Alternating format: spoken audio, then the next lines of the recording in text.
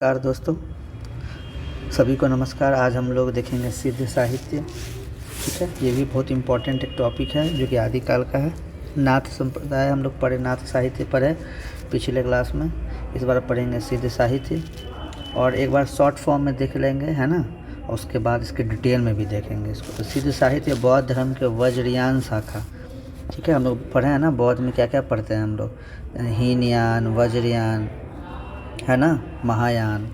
तो यही जो है महायान से ही टूट के आया हुआ वज्रयान। ठीक है, और राहुल सांकृत्यायन जो है 84 सिद्ध का बात करते हैं। कितने 84 सिद्ध का किसने कहा है? राहुल सांकृत्यायन ने प्रथम बौद्ध सिद्ध तथा सिद्धों के पुराणों सरहपा, लेकिन 84वें में सबसे ऊंचा लुइपा। ठीक है, तो प्रथम अगर बोलेगा और पुराना बोलेगा तो सरहपा याद रखेंगे, और सबसे ऊंचा स्थान लुइपा का है। तो सरहपा लुइपा याद रखना है बिल्कुल सिद्ध में। ठीक है, और इनकी जो भाषा थी संध्या भाषा कहा जाता है। भाषा क्या थी? संध्या भाषा। क्या, कौन सी भाषा? संध्या भाषा। कवि के नाम के अंत में पा अत्यधिक लगा रहेगा। ठीक है, और ये पा जो है ना, जैसे पा पिता है ना, वैसे ये पा जो है आदर पूर्वक शब्द यूज किया जाता है। ठीक है, आदर पूर्वक। प्रमुख कवि कौन कौन है? सरहपा, जिनकी पुस्तक है दोहा कोश, चर्या गीत, है ना। कन्हपा 74 ग्रंथ लिखे हैं। ठीक है, कर्नाटक और बिहार में रहते थे। ठीक है, सोनपुर क्षेत्र में, तो याद रखिएगा। ठीक है, कर्नाटक में भी और बिहार में। फिर एक है सबरहपा। ठीक है, सरहपा नहीं है, सबरहपा। ये चर्या पद इन्होंने भी लिखा है। ये चर्या गीत लिखे हैं सरहपा, और सबरहपा चर्या पद लिखे हैं। लुइपा जो लोग पढ़े हैं, लुइपा, अभी लुइपा सबसे 84वें में है। ठीक है, 84वां सबसे ऊंचा जो है लुइपा का स्थान है। 84 सिद्धों में सबसे ऊंचा धर्मपाल के समय। ठीक है, धर्मपाल हम लोग पढ़े हैं ना, पाल वंश, उसमें विभिन्न शासकों को पढ़े हैं। ठीक है, तो धर्मपाल के समय में, धर्मपाल इन्हीं के समय में क्या हुआ था? विक्रम विश्वविद्यालय का स्थापना करवाया था, है ना, बिहार में। विक्रम विश्वविद्यालय कहाँ पे है? भागलपुर के आसपास है। ठीक है, तो ये धर्मपाल ने इसका के समय का है। ठीक है, कायस्थ परिवार से बिलोंग करते थे ये लोग, संबंध रखते थे। एक है डोम्भिपा, इन्होंने योगाचार्य और डोम्भिका गीतिका लिखा है। मगध के समय के हैं। ठीक है, मगध जो कि बिहार का एक बहुत ही प्रसिद्ध इतिहास को दिखलाता है। विशेषताएं क्या क्या है सिद्ध के? शून्य समाधि प्रबल देते हैं। क्या? शून्य समाधि प्रबल। ठीक है, योग साधना और काया साधना दोनों की बात करते हैं। योग भी हो और काया भी हो, दोनों साधना की बात करते हैं। वैदिक प्लस ब्राह्मण धर्म का पूर्ण खंडन करते हैं। किसका? वैदिक का और ब्राह्मण ग्रंथ का। ठीक है, आडंबर का, धार्मिक आडंबर, मूर्ति पूजा, सभी को ये लोग विरोध करते हैं। गृहस्थ जीवन और स्त्री भोग प्रबल दिए। देखिए, वहाँ पर नाथ में क्या था कि भोग विलास को का विरोध कर रहे थे, लेकिन यहाँ स्त्री भोग प्रबल दिया जा रहा है। किसमें? सिद्ध में। और क्या है? तंत्र साधना, तंत्र मंत्र का बहुत ये लोग करते थे। ठीक है, मंत्रोच्चारण और जो भूत मूंगा वगैरह होता है, और तंत्र साधना होता है। ठीक है, उल्टी साधना भी कहते हैं इसको। ठीक है, आडंबर भी बहुत ज़्यादा इन लोग में, मतलब ठीक क्या कहते हैं, जो भी मतलब आडंबर वगैरह का बात करता था उसका ये लोग सीधे विरोध कर देते थे। जात पात का विरोध किए, छुआछूत का विरोध किए, लोग पूरा निंदा करते थे इन सब चीज़ों का। लेकिन यहाँ पर एक बढ़ गया क्या? भोग विलास। ठीक है, और गृहस्थ जीवन का बात करते थे। नाथ क्या बोलते थे कि नहीं, एकदम अलग क्षेत्र में जाइए, एकांत इलाका में जाइए, लेकिन यहाँ पर गृहस्थ जीवन की बात किया जा रहा है। गुरु का महत्व बहुत है इसमें। ठीक है, ये लोग गुरु का महत्व बहुत देते हैं। नाथ भी गुरु का महत्व देते थे। जीवन का आशावादी संदेश था। ठीक है, अधिकतर रचनाएं जो हैं अर्धमागधी रचनाएं हैं। ठीक है, अर्धमागधी याद रखिएगा, अर्धमागधी रचनाएं। नाथ में क्या पढ़े थे? नाथ में हम लोग क्या पढ़े थे? संध्या भाषा, इसमें भी संध्या भाषा है। ठीक है, और मुक्तक शैली में लोग लिखते थे। क्या? मुक्तक शैली में। ठीक है, वैसे इनके साहित्य को रामचंद्र शुक्ल ने तो साहित्य का नाम नहीं दिया था, लेकिन हजारी प्रसाद द्विवेदी ने कहा कि अगर मतलब कि इसको अगर सांप्रदायिक या धार्मिक दर्शन या भाषा या दर्शन भक्ति साहित्य मानकर आप इसको अगर खंडन कर रहे हैं, इससे हिंदी साहित्य के इतिहास में नहीं जोड़ रहे हैं, तो इसी प्रकार से तो पूरा भक्ति काल को ही ख़त्म कर दिया जाएगा, है ना। तो उन्होंने विरोध किया और इस बात को रखा है। अब सिद्ध साहित्य के बारे में थोड़ा डिटेल में जानते हैं, जो कि आपको आंसर लिखने के लिए भी बहुत मदद करेगा। भारतीय साधना के इतिहास में 8वीं सदी के सिद्धों की सत्ता देखी जा सकती है। ये सिद्ध कौन थे? सिद्ध परंपरा का बौद्ध धर्म की घोर विकृति मानना चाहिए। बुद्ध का निर्वाण 483 ईस्वी पूर्व में हुआ था। तत्पश्चात 45 वर्ष के बाद इनके सिद्धांतों का खूब प्रचार हुआ। इसका उदय बौद्धिक कर्मकांड की जटिलता एवं हिंसा की प्रतिक्रिया में हुआ। चतुर्थ बौद्ध सभा जो हुआ था, प्रथम में राजा कनिष्क के समय वसुमित्र क्या कर रहे थे, मंत्री थे, ठीक है। और कब हुआ था चतुर्थ बौद्ध सभा? प्रथम ईस्वी में, ठीक है। और कनिष्क के समय में हुआ था। वसुमित्र से क्या थे, मंत्री थे, अध्यक्ष थे। अध्यक्षता में कुंडल वन में हुआ था। उस वक्त बौद्ध धर्म महायान तथा हीनयान दो शाखाओं में विभाजित हो गया। हीनयान जो था वो छोटे रथ के आरोही थे, मतलब कि छोटे रथ को बहुत कम लोग थे, याद रखिए ना, वैसे मान के हीनयान, ठीक है। तो छोटे रथ को लेकर चलते थे, यानी उसमें बहुत कम लोग इसको फॉलो कर रहे थे। महायान नाम से लग रहा, महा बड़े रथ का आरोही था, ठीक है। हीन शब्द का प्रयोग महायान द्वारा व्यंग्यात्मक रूप से किया गया था। वो लोग खुद को हीन ही नहीं मानते थे, ये जो महायान वाले थे यही उनको कहते थे, ठीक है। हीनयान में सिद्धांत पक्ष का प्राधान्य रहा तथा महायान में व्यवहारिकता का, ठीक है। महायान में ऊंचे नीचे, छोटे बड़े, गृहस्थी सन्यासी सभी के लिए जगह था, लेकिन हीनयान केवल विरक्तों तथा सन्यासी को जगह देता था। जो हीनयान था वो विरक्त और सन्यासी, उनका कठोर नियम भी था, ठीक है। लेकिन जो महायान थे वो गृहस्थी सन्यासी सभी के लिए जगह देते थे। बाद में जो महायान है वो पहले वैष्णवों की भक्ति, फिर शंकर के ज्ञान कुंड से जुड़ गया था, ठीक है। ये बात ध्यान में रखिएगा। ये सब बहुत ही सार बनाकर कई किताबों से लिखा गया है, तो आप लोग इसका अच्छा से उपयोग करें, ठीक है। वैसे तो गुप्त नरेशों के समय बौद्ध धर्म का आघात पहुंच चुका था, किंतु 8वीं सदी में कुमारचरित भट्ट तथा शंकराचार्य ने, ठीक है, इनसे जुड़ गए, ठीक है। और क्या हुआ था, जैसे गुप्त नरेशों के समय बौद्ध धर्म का आघात पहुंचा, जैसे गुप्त हैं चंद्रगुप्त मौर्य वगैरह, ठीक है, ये लोग विष्णु के उपासक थे, तो इन्होंने बौद्ध धर्म को ज़्यादा वो संरक्षण नहीं दिया और ना ही हमको पैसा दिया। लेकिन 8वीं सदी में कुमारिल भट्ट तथा शंकराचार्य ने जड़ें तक हिला दी थी इस धर्म की। आश्चर्य की बात है कि धर्म की उत्पत्ति भारत में हुई, वहीं यहाँ से निर्वासित भी हो गई। तिब्बत, नेपाल, बंगाल में इसे शरण मिली। स्थिति के अनुसार शैव धर्म से प्रभावित होते हुए जनता की आकर्षण पाने को इन लोगों ने तंत्र मंत्र का सहारा ले लिया। फिर बाद में तंत्र मंत्र पूरा बाद में आया, शुरू में नहीं था। जो धर्म वैदिक धर्म की कर्मकांड की प्रतिक्रिया में उठा था, वही अब समाधि, जंतर मंतर, डाकनी, शाकनी, भैरवी चक्र तथा मध्य मैथुन में उलझ गया था और सदाचार से हाथ धो बैठा। तो कैसे, देखिए, जिस चीज़ की प्रतिक्रिया में उठा है ये धर्म, इसका उत्थान हुआ है और फिर वही चीज़ को ये फॉलो करने लगा। जिस धर्म ने ईश्वर के अस्तित्व तक स्वीकार नहीं किया, वही अब बुद्ध की भगवान के रूप में पूजा करने में लीन हो गया। त्याग और संयम तथा स्थान पर, यहाँ पर त्याग था नाथ में, संयम था, है ना, जो बौद्ध धर्म भी यही बतलाता है। उसके स्थान पर क्या हो गया, भोग विलास ने ले लिया। आगे चलकर महायान से मंत्रयान, फिर वज्रयान तथा सहजयान में परिवर्तित हो गया। ये कहीं मिलेगा नहीं आपको लिखा हुआ। आगे चलकर जो महायान से क्या हो गया, मंत्रयान, फिर वज्र तथा सहजयान परिवर्तित हो गया।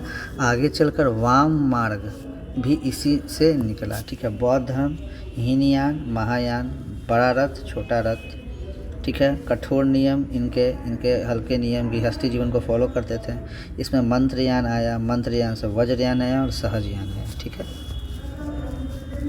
मंत्रों द्वारा सिद्धि चाहने वाले सिद्ध कहला, ठीक है। जो मंत्र से सिद्धि चाहने वाले थे वो सिद्धि कहला। श्री पर्वत सिद्धों का प्रधान था। श्री पर्वत जो था वो सिद्धों का प्रधान था। मंजूश्री तथा मूल कल्प नाम ग्रंथ यहीं से लिखे गए, ठीक है। राजशेखर जो कि एक बहुत ही बड़े लेखक हुए, कवि हुए, कर्पूर मंजरी पर सिद्धों का स्पष्ट प्रभाव है, ठीक है। उनकी जो पुस्तक है कर्पूर मंजरी राजशेखर का, सिद्धों का स्पष्ट प्रभाव दिखता है। इनकी रचना मगही भाषा में भी मिलती है, विक्रमशिला मगही भाषा में मिलती है, याद रखिएगा, ठीक है। इनकी जो रचना है वो मगही भाषा में आपको मिलेगी। विक्रमशिला जो कि धर्मपाल के समय बता रहे थे आपको, बौद्ध है ना, विश्वविद्यालय की स्थापना इसी काल में हुई। बिहार में अत्यधिक प्रचार का परिणाम बंगाल का जादू की प्रसिद्धि है। ठीक है, तो उसमें बिहार, बंगाल, झारखंड, उड़ीसा एक में ही था ना, एक ही प्रांत था। तो क्या हुआ कि बाद में जो बंगाल के साइड ज़्यादा ये फला फूला, और बंगाल का जादू टोना मंत्र जितने भी थे, डाक डाकनी, यहीं से निकले। 84 सिद्धों का समय 797 ईस्वी से 1257 ईस्वी तक माना गया है। 14 सिद्धों के रचनाएं उपलब्ध होती है। ठीक है, सिद्धों में सबसे पुराने सरहपा, बोले तो सबसे पुराने सरहपा, सबसे ऊंचे लोईपा, तो सबसे ऊंचा लोईपा माने गए जाते हैं। प्रत्येक सिद्धि के नाम के पीछे पा शब्द का आदर पूर्वक लगाए जाते हैं। धर्मवीर भारती ने क्या कहा? सिद्ध साहित्य में पाई जाने वाली अश्लीलता तथा शब्दावली की दार्शनिक व्याख्या करते हुए इसे आध्यात्मिक घोषित किया, जो मेरे विचार से पूर्ण उचित नहीं है। यही कारण है कि बढ़ती विलासिता का प्रतिवाद गोरखनाथ को करना पड़ा। ठीक है, चारी पहिर आलिंगन निद्रा, है ना, संसार जाई विषयादायी। ठीक है, धर्मवीर भारती ने कहा कि सिद्ध साहित्य में पाई जाने वाली अश्लीलता तथा शब्दावली की जो दार्शनिक व्याख्या करते हुए उन्होंने दार्शनिक व्याख्या कर दिया, इसका आध्यात्मिक इसको माना, जो कि बिल्कुल ही उचित नहीं है। ठीक है, सिद्ध प्रायः अशिक्षित तथा हीन जाति से संबंध रखते थे। उनकी साधना के साधनाभूत मुद्राएं, कपाली, डोंबी आदि नायिकाएं भी निम्न जाति की थी। ठीक है, डोंबी और कपाली। उन्होंने धर्म तथा अध्यात्म के आड़ में नारी, जितनी भी लड़कियां थीं, महिलाएं थीं, उनका उपभोग किया, भोग विलास में डूबे रहे। इनके कुछ रचनाएं भ्रंश भाषा में हैं और अर्धमागधी के निकट है। अर्धमागधी में सबसे ज़्यादा रचनाएं हुई हैं। ठीक है, जिसे संध्या भाषा कहा है। ठीक है, क्या है? अब भ्रंश भाषा में है जो अर्धमागधी में, इसे ही संध्या भाषा कहते हैं। ठीक है, क्योंकि यह भाषा अपभ्रंश के संध्या काल में प्रचलित थी। अपभ्रंश के संध्या काल यानी अपभ्रंश के ख़त्म होने का समय। इनकी रचनाएं में शांत और श्रृंगार रस, शांत भी है और श्रृंगार रस होगा, भोग विलास है और शांत भी है। ठीक है, जिसे अलौकिक रस कहा जाता है, कहा जा सकता है। यही रस कबीर, मीरा तथा दादू में देखा जा सकता है। रस वही है, लेकिन इन लोगों का जो कविता दोहा है वो बहुत अलग है। सिद्ध साहित्य में दोहा, चौपाई, चर्या गीत आदि छंद मिलते हैं। सिद्ध साहित्य की तीनों भागों में विभक्त किया जा सकता है। ठीक है, सिद्ध साहित्य जो है उसको 3 भाग में कर सकते हैं, नीति तथा आचारमय, उपदेशात्मक और रहस्यवादी। नीति, आचार, उपदेश दिया जा रहा है, रहस्यवादी का बात कर रहा है। ठीक है, सामान्य प्रवृत्तियाँ क्या क्या थी? ठीक है, सामान्य प्रवृत्तियाँ प्रत्येक तांत्रिक संप्रदायों में देवता, मंत्र तथा तत्व दर्शन की परिभाषिक शब्दावली भिन्न, लेकिन साधना पद्धति सबकी समान है। ठीक है ना, मंत्र वगैरह, देवता वगैरह अलग है, लेकिन जो साधना पद्धति है बिल्कुल ही हूबहू एक जैसा है। शास्त्रीय चिंतन पक्ष कौन है? साधना क्रिया पर जोर, गुरु को अत्यधिक महत्व दिया गया है। ठीक है, साधना पद्धति में शिव और शक्ति की युगबद्धता और उनकी, है ना, मिथुनात्मकता व्याख्या मिली है। प्रत्येक संप्रदाय में गुह्याचारों पर अत्यधिक बल दिया गया। ठीक है, गुह्याचारों पर अत्यधिक बल दिया गया है। जाति पाति तथा वर्ण भेद के भर्षक निंदा किया है इन्होंने। योग साधना पर बल दिया है। साधना के लिए शरीर की शुद्धि आवश्यक है, इन्होंने बतलाया है। मिथुनात्मकता जो है साधना, जो है मिथुनात्मकता साधना की निरूपण पद्धति है। ठीक है, वैदिक देवता के प्रति अनास्था है। जो वैदिक देवता पहले पुराने देवी देवता हैं उन पर अनास्था है। लोक देवताओं की प्रश्रय दिया गया है। ब्राह्मणवाद तथा वेद के प्रति असम्मान इन्होंने दिखाया गया है। मरणोपरांत मुक्ति या निर्वाण प्राप्ति की अपेक्षा जीवन काल में सिद्धियों को प्राप्त करने पर बल दिया गया है। सिद्धियों पर ज़्यादा बल दिया गया। ठीक है, होता है ना कि मरणोपरांत मुक्ति मिल जाएगा, निर्वाण की प्राप्ति हो जाएगा, तो इन लोग का अपेक्षा की कहें कि जब तक जिंदा हैं उसी में कुछ सिद्धि पा लीजिए। चमत्कारों का प्रदर्शन करते थे, भूत प्रेत, है ना, मंत्र तंत्र। तांत्रिक काल में उद्भूत 4 प्रमुख अंग हैं: ज्ञानपाद, योगपाद, क्रियापाद और चार्यापाद। क्रियापाद जो है इसका संबंध मूर्तियों तथा मंदिरों के निर्माण से है, क्रियापाद का। ठीक है, चार्यापाद का इसका संबंध तंत्र मंत्र की व्याख्या से है। चार्यापाद का तंत्र मंत्र क्रियापाद का मूर्ति और मंदिरों के निर्माण, और ज्ञान का ज्ञान से ही, और योग का हठ योग वगैरह जितने भी थे उनसे। सिद्ध साहित्य का प्रभाव क्या क्या हुआ, ठीक है। चारण साहित्य उस वक्त के राजनीतिक जीवन की प्रतिछाया है, परंतु सिद्ध साहित्य सदियों से आने वाली धार्मिक तथा सांस्कृतिक विचारधारा का एक स्पष्ट उल्लेख है। उत्तर मध्य काल में जो गोपी लीला के वर्णन मिलते हैं, उत्तर मध्य काल में सिद्ध साहित्य में उसका पूर्ण रूप देखा जा सकता है। सिद्धों की उलझी हुई उक्तियाँ को कबीर की उलटबासियों का प्रेरक समझना चाहिए, ठीक है। हजारी प्रसाद द्विवेदी क्या कहते हैं, उन्होंने कहना है कि भक्तिवाद पर सिद्धों का प्रभाव है। जो भक्तिवाद जितना भी हुआ, सिद्धों का कहीं ना कहीं प्रभाव है, ईसाई मत का कोई प्रभाव नहीं है। सिद्ध साहित्य का मूल्यांकन करते हुए एक विद्वान आलोचक कहते हैं कि जो जनता राजाओं के मनमानी, पराजय या पतन से त्रस्त होकर निराशावाद के गर्त में गिरी हुई थी, उसके लिए सिद्धों की वाणियों ने संजीवनी का कार्य किया, ठीक है। निराशावाद के भीतर आशावाद का संदेश देने का काम किया। जो निराशा था उस वक्त का, जो समय काल है ना, युग परिस्थितियाँ थी, मुस्लिमों का आक्रमण इत्यादि वगैरह थे, ठीक है। तो वो जो मनमानी, राजाओं के मनमानी थे, और कई पराजय का, पतन का त्रस्त होकर जो भी निराशावाद का गर्त था, तो ये संजीवनी का कार्य किया इनकी जो कि रचनाएं थी। आचार्य शुक्ल ने कहा है, सिद्ध साहित्य तथा नाथों और जैन साहित्य को धार्मिक और सांप्रदायिक कहकर इसे रागात्मक साहित्य का नाम दिया। बहुत इंपॉर्टेंट है। सिद्ध साहित्य तथा नाथों और जैन साहित्य को धार्मिक और सांप्रदायिक कहकर उसे रागात्मक साहित्य की कोटि में जगह नहीं देते हैं। कहते हैं ये रागात्मक साहित्य नहीं है, वे सांप्रदायिक शिक्षा मात्र है, ठीक है। जिसको बाद में खंडन कौन कर किए, हजारी प्रसाद द्विवेदी। डॉक्टर राम कुमार वर्मा क्या कहते हैं, विचार है कि सिद्ध साहित्य का महत्व इस बात से अधिक है कि हमारे साहित्य के आदि रूप की सामग्री प्रामाणिक ढंग से मिलती है। साहित्यिक परिपक्वता की दृष्टि से इस साहित्य का कोई विशेष महत्व नहीं है, शायद इसलिए यह उपेक्षणीय रहा। लेकिन हाँ, इतनी साहित्यिक देन जरूर है कि इन्होंने अनेक चर्यापदों, विविध रागों में लिखकर प्रवृत्ति गीत्य काव्यकारों जयदेव, विद्यापति, सूरदास आदि का मार्ग खोल दिया, ठीक है। तो ये था इम्पोर्टेंट। तो हम लोग से जान गए, प्रसिद्ध साहित्य को बहुत अच्छे से समझ गए।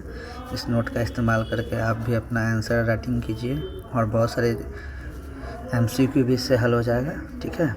ये था पूरा सिद्ध साहित्य। तो इसी के साथ आज हम लोग अपना ख़त्म करते हैं ये चैप्टर, ये टॉपिक। धन्यवाद।